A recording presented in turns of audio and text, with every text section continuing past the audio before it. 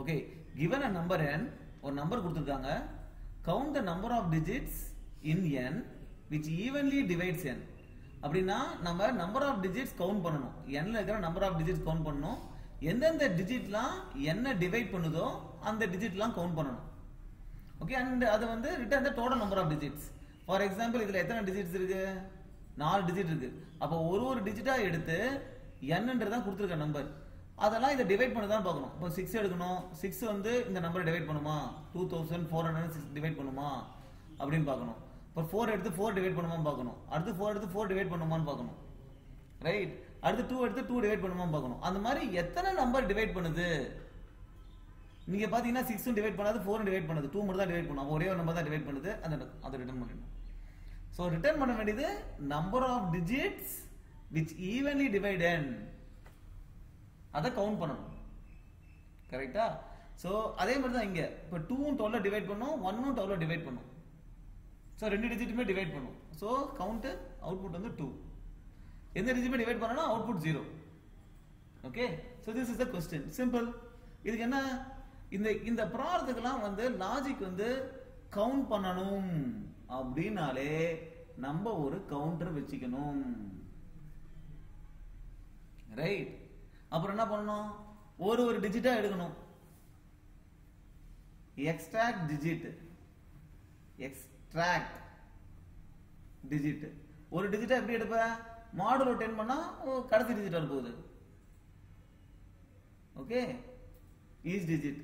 அப்புறம் கடைசி டிஜிட் வந்துச்சா? அப்புறம் டிவைட் பண்ணதான் செக் பண்ணணும். Check digit divides n. அந்த நம்பர் ஒரிஜினல் நம்பர் டிவைட் பண்ணதான்னு பார்க்கணும். எப்படி செக் பண்ணுவ? மாடுலோ n மாடுலோ அந்த டிஜிட் போட்டா உங்களுக்கு வந்து 0 வரணும். வந்துச்சுனா டிவைட் பண்ணுதுன்னு அர்த்தம்.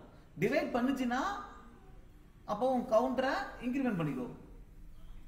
இதையே என்ன பண்ண? இந்த ரெண்டுத்தையும் எக்ஸ்ட்ரா டிஜிட் பண்ணி செக் பண்றது, எக்ஸ்ட்ரா டிஜிட் பண்ணி செக் பண்றது. அதை வந்து ஒரு லூப்ல பண்ணிட்டே இருக்கணும். கரெக்ட்? சோ இது பண்ணிட்டே இருந்தா நம்ம கவுண்டர் இன்கிரிமென்ட் ஆயிடும். கடைசியா கவுண்டர் ரிட்டர்ன் பண்ணிட்டு போயிடலாம். நடுவுல ஒரே செக் என்ன பண்ணணும்னா, நம்ம டிஜிட் எடுக்கும்போது நடுவுல டிஜிட் 0வா இருக்கலாம். 0வா இருந்தா நம்ம டிவைட் பண்ண கூடாது. ஏன்னா anything number divided by 0 undefined. So அது எரர் வந்துரும். ஓகே? சோ அப்ப நம்ம என்ன பண்ணணும் அப்படினா,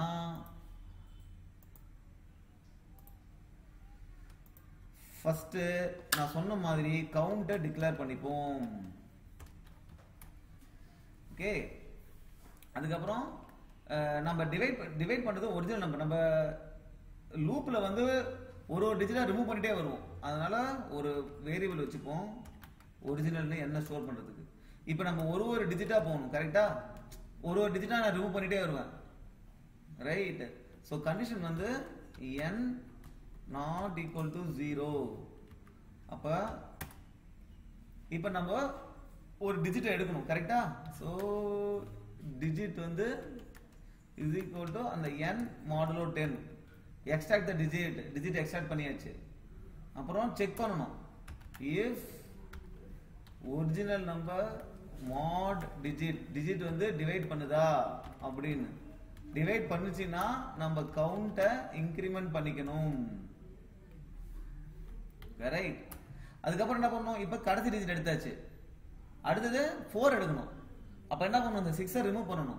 6 ரிமூவ் பண்றதுக்கு n divide equal to 10. n equal to n divided by 10 பண்ணோம்னா இந்த 6 போய்டும். அடுத்த வாட்டி எடுக்கும்போது 4 எடுப்போம். சோ ஒரு தடவையும் நம்ம இது பண்ணிட்டே இருப்போம். ஓகே? இதுல நம்ம செக் பண்ணும்போது அந்த டிஜிட் 0வா இருந்தா பண்ண கூடாது. கரெக்ட்டா? அப்ப digit not equal to 0 and அந்த டிஜிட் வந்து ஒரிஜினல் டிவைடும் பண்ணணும். ரெண்டுமே இருந்தாதான் நம்ம கவுண்ட பிளஸ் பண்ணணும். ஃபைனலா கவுண்ட் இன்கிரிமென்ட் ஆயிட்டு வந்துருச்சா? Return count. ரைட்? இந்த லாஜிக்க அப்படியே இப்படி அடிச்சிடலாம். Let's submit and see. All the test case passed.